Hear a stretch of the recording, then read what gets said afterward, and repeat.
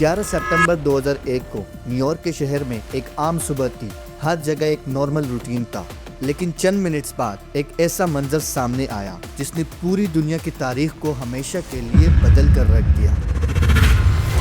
सुबह 8:40 पर एक जहाज वर्ल्ड ट्रेड सेंटर से जाकर टकरा गया। Now to some breaking news just through, and CNN is reporting tonight that a plane has crashed into the World Trade Center. शुरू में तो सबको ये लगा कि शायद ये एक एक्सीडेंट है, लेकिन उसके 17 मिनट बाद एक और जहाज आता है जो साउथ टावर से टकरा जाता है।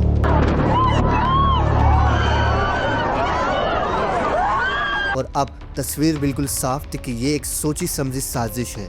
9:37 पर तीसरा जहाज पेंटागन में जाकर गिर जाता है।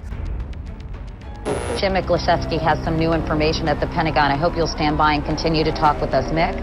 Katie, I don't want to alarm anybody right now. America भर में अफरा तफरी फैल गई। हर टीवी स्क्रीन पर आग, धुआं और चीखने की आवाजें थी, जिसके बाद नॉर्थ टावर नीचे गिरकर तबाह हो गया और हजारों लोग अपनी जान गंवा बैठे। लेकिन सवाल ये है कि ये हमला किसने किया, इसके पीछे कौन था और वो इन हमलों में कैसे कामयाब हुए, और टेररिस्ट ऑर्गेनाइजेशन अमेरिका जैसे सुपर पावर के ऊपर कैसे हमला कर सकता है। 9/11 के हमले के पीछे सबसे पहले हमें एक किरदार को समझना होगा जो 9/11 के हमलों के पीछे था और जिसे पूरी दुनिया उसामा बिन लादेन के नाम से जानती है। Osama bin Laden. Osama bin Laden, the leader of Al-Qaeda. Usama bin Laden असल में सऊदी अरब के एक बहुत अमीर खानदान में पैदा हुआ। उसका ताल्लुक एक बिजनेसमैन फैमिली से था जो सऊदी के शहजादों के करीब थी। लेकिन उसामा ने अपनी जिंदगी लग्जरी में गुजारना पसंद नहीं की। जब 1979 में सोवियत यूनियन ने अफगानिस्तान पर हमला किया तो उसामा ने अपनी दौलत और रिसोर्सेज अफगानिस्तान के मुजाहिदीन के लिए खर्च करना शुरू किया, क्योंकि अमेरिका चाहता था कि सोवियत यूनियन को अफगानिस्तान में शिकस्त दी जाए। सोवियत यूनियन को निकालने के बाद उसामा का फोकस इस्लामिक स्टेट और वेस्टर्न इन्फ्लुएंस के खिलाफ हो गया, जिसके बाद सऊदी अरबिया में यूएस का परमानेंट प्रेजेंस और middle east policies, specially Israel और पैलेस्टाइन इशू उसामा को पसंद नहीं आया, जिसके बाद उसामा ने अमेरिका को अपना दुश्मन समझना शुरू कर दिया। फिर 1990 के गल्फ वॉर के बाद अमेरिका ने अपनी मिलिट्री सऊदी अरबिया की साइड पर रखी। उसामा ने इसको इस्लाम के लिए थ्रेट समझा। असल में उसामा को फलस्तीन का मसला बहुत जरूरी था और अमेरिका को इजराइल का सपोर्ट करना ये एक इनजस्टिस था। फिर उसामा ने अमेरिका की पॉलिसीज को मुस्लिम कंट्रीज के खिलाफ समझा। इसी दौरान उसामा ने एक नेटवर्क बनाया जो बाद में अल-कायदा के नाम से मशहूर हुआ। पहले तो वो अफगानों के साथ सोवियत यूनियन के खिलाफ लड़ रहे थे, लेकिन बाद में उसका नजरिया बदल गया, जिसके बाद उसने अमेरिका को दुश्मन करार दिया। अमेरिका जो पहले उसे दोस्त की नजर से देखता था, अब उसे टेररिस्ट कहलाने लगे और उसामा बिन लादेन अमेरिका का नंबर 1 दुश्मन बन गया। इस सब के बाद उसामा बिन लादेन अमेरिका को सबक सिखाना चाहता था, जिसमें उसके दिमाग में कई सारे आइडियाज आए। लेकिन इसी दौरान उसका एक करीबी साथी जो अल-कायदा का सीनियर मेंबर भी था, जिसका नाम था खालिद शेख मोहम्मद, उसने एक प्लान बनाया और उसामा को मनाने की कोशिश भी की कि अमेरिका को ऊपर बड़ा अटैक करना जरूरी है। शुरू में तो उसामा बिन लादेन ने इस प्लान को रिजेक्ट किया, लेकिन फिर खालिद शेख मोहम्मद और दूसरे एडवाइजर्स के मनाने से उसामा बिन लादेन ने 9/11 के इस प्लान को अप्रूव किया। खालिद शेख मोहम्मद का जो प्लान था वो काफी अजीब सा था, यानी प्लेन को हाईजैक करके सीधा बिल्डिंग के ऊपर तबाह करना था, जिसके लिए टोटल 19 हाईजैकर सेलेक्ट हुए, जिसमें ज्यादातर सऊदी अरेबिया और यूएई से थे। हर एक हाईजैकर का रोल फिक्स किया गया। 4 प्लेन को कंट्रोल करने वाले हाईजैकर्स थे और बाकी लोग जहाज में कंट्रोल लेने और पैसेंजर्स को कंट्रोल करने के लिए थे। इस सिलेक्शन को बड़े ही केयरफुल तरीके से किया गया, क्योंकि हर एक हाईजैकर का अमेरिका के एनवायरनमेंट और फ्लाइट ट्रेनिंग के लिए काबिल होना जरूरी था। जिसके बाद उनके सामने एक बहुत बड़ा चैलेंज था और वो था अमेरिका में इंटर होना, जिसके लिए उन्होंने स्टूडेंट वीजास और टूरिस्ट वीजास का यूज किया, जिसमें 4 पायलट्स हाईजैकर्स ने बोइंग और दूसरे बड़े जहाज चलाना सीखे। और अब शुरू होता है कहानी का मेन हिस्सा।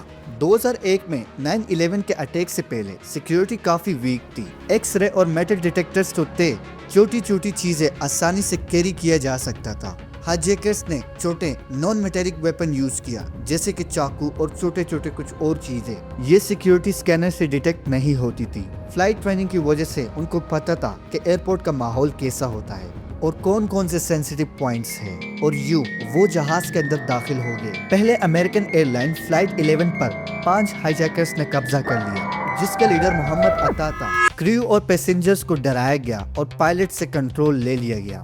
پھر سب لوگوں کو بتایا گیا کہ ہم ایئرپورٹ کی طرف بڑھ رہے ہیں، لیکن ہائی جیکرز نے جہاز کو ورلڈ ٹریڈ سینٹر کے نورتھ ٹاور سے مار گرایا۔ تب تو سب لوگوں کو یہ لگا کہ یہ شاید کوئی ایکسیڈنٹ ہے، لیکن اس کے 17 منٹ بعد ایک دوسرا جہاز United airline flight 175 hijack ہوتا ہے، جسے مروان الشیخی لیڈ کر رہا ہوتا ہے۔ وہ بھی سیدھا ساؤتھ ٹاور سے ٹکرا جاتا ہے۔ تبھی سب کو یہ پتہ چلتا ہے کہ یہ کوئی ایکسیڈنٹ نہیں بلکہ ایک ٹیررسٹ اٹیک تھا۔ اسی دوران 2 اور جہاز بھی ہائی جیک ہو چکے تھے، جس میں سے فلائٹ 77 کو پینٹاگون میں گرایا گیا اور دوسرا جہاز فلائٹ 93 پینسلوینیا کے میدان میں گرایا گیا۔ اس سب کے بعد امریکہ ہل گیا تھا، لیکن قوم کے جذبات کو زندہ رکھنے کے لیے اس ٹائم کے پریزیڈنٹ جارج بش میدان میں آئے اور قوم سے خطاب کیا۔ Good evening. Today, our fellow citizens, our way of life, our very freedom came under attack in a series of deliberate and deadly terrorist acts. انہوں نے کہا یہ حملہ صرف امریکہ پر نہیں بلکہ پوری آزاد پسند دنیا پر ہوا ہے۔ جن لوگوں نے یہ جرم کیا ہے، امریکہ ان کے پیچھے جائے گا، ان کو تلاش کرے گا اور ان کو انصاف کے کٹہرے میں کھڑا کرے گا۔ اس خطاب میں انہوں نے بالکل واضح کر دیا کہ یہ حملہ اسامہ بن لادن اور ان کی تنظیم القاعدہ نے کیا ہے۔ ان کے الفاظ نے لوگوں کو ایک نیا حوصلہ دیا اور ساتھ ہی ساتھ ایک پیغام دیا کہ امریکہ اب چپ نہیں بیٹھے گا۔ امریکہ کے وعدے کے بعد سب کی نظریں اسامہ بن لادن پر جا کر رک گئی۔ نیوز چینل، اخبارات، ہر جگہ ایک ہی سوال تھا کہ کیا یہ حملہ اسامہ بن لادن نے کروایا ہے؟ اسی دوران ایک ویڈیو سامنے آیا۔ اسامہ بن لادن نے کہا، میں نے اس حملے کا حکم نہیں دیا، یہ امریکہ کی اپنی سازش بھی ہو سکتی ہے۔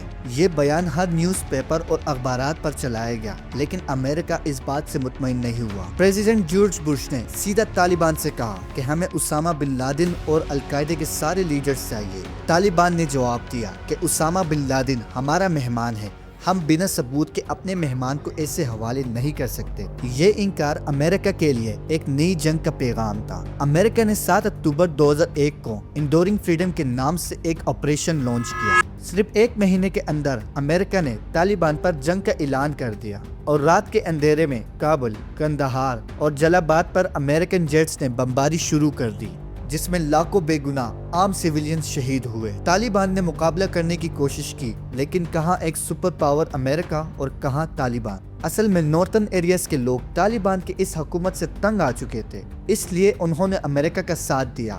یہ ایک بہت بڑا موقع تھا طالبان سے واپس پاور لینے کا۔ صرف 1 مہینے کے اندر طالبان کے ہاتھوں سے بڑے شہر نکل گئے۔ دھیرے دھیرے افغانستان کا دل کابل بھی ان کے قبضے سے نکل گیا۔ طالبان نے افغانستان چھوڑ کر دوسرے ملکوں میں ہجرت کرنا شروع کر دیا۔ اس کے بعد امریکہ نے اپنی پسند کا لیڈر حامد کرزئی کو پرائم منسٹر بنایا، جو ان کی ہر بات پر ہاں کرنے کے لیے تیار تھا۔ مگر اسی دوران امریکہ نے اپنا رخ عراق کی طرف موڑا۔ عراق پر حملہ کرنے کے لیے امریکہ نے افغانستان میں اپنی سب سے بڑی فوج عراق کی طرف بھیج دی اور طالبان کو دوبارہ موقع ملا افغانستان پر قبضہ کرنے کے لیے۔ طالبان کو امریکہ نے افغانستان سے ہٹا دیا تھا، لیکن سب سے بڑا شکاری ابھی بھی آزاد تھا، اسامہ بن لادن۔ تبھی 9 سال کے بعد 2011 میں CIA کو کوریئر کے ذریعے اسامہ بن لادن کا پتہ چلتا ہے کہ وہ پاکستان کے شہر ایبٹ آباد میں ہے، جس کے بعد CIA ایک آپریشن لانچ کرتا ہے جس کا کوڈ نیم ہوتا ہے نیپٹیون اسپیئر، جس میں افغانستان سے 2 ہیلی کاپٹر اڑ کر پاکستان کے شہر ایبٹ آباد میں اسامہ بن لادن کے گھر پر حملہ کر دیتے ہیں اور اسے مار دیتے ہیں اور اس کی لاش کو سمندر میں ڈال دیتے ہیں۔ اسامہ بن لادن کے مرنے کے بعد امریکہ نے افغانستان پر کاؤنٹر ٹیررزم کا آپریشن جاری رکھا۔ 2021 تک لگ بھگ 20 سال تک امریکہ کا کنٹرول تھا، لیکن جب طالبان نے پھر سے پاور حاصل کی تو سب کچھ بدلنے لگا، جس کے بعد 2022 میں ڈونلڈ ٹرمپ نے طالبان کے ساتھ قطر میں دوحہ ایگریمنٹ کیا اور طالبان کی گورنمنٹ دوبارہ بن گئی۔ امید کرتا ہوں کہ آپ سب کو یہ ویڈیو پسند آئی ہوگی۔ آپ کا جو بھی سوال ہے آپ کامنٹس کے ذریعے پوچھ سکتے ہیں۔ ویڈیو کافی لمبی تھی، لیکن میں چاہتا تھا کہ آپ کو اسپیسیفک انفارمیشن دی جائے۔ تب کے لیے دعاؤں میں یاد رکھنا۔ انشاءاللہ ملتے ہیں اگلی ویڈیو میں۔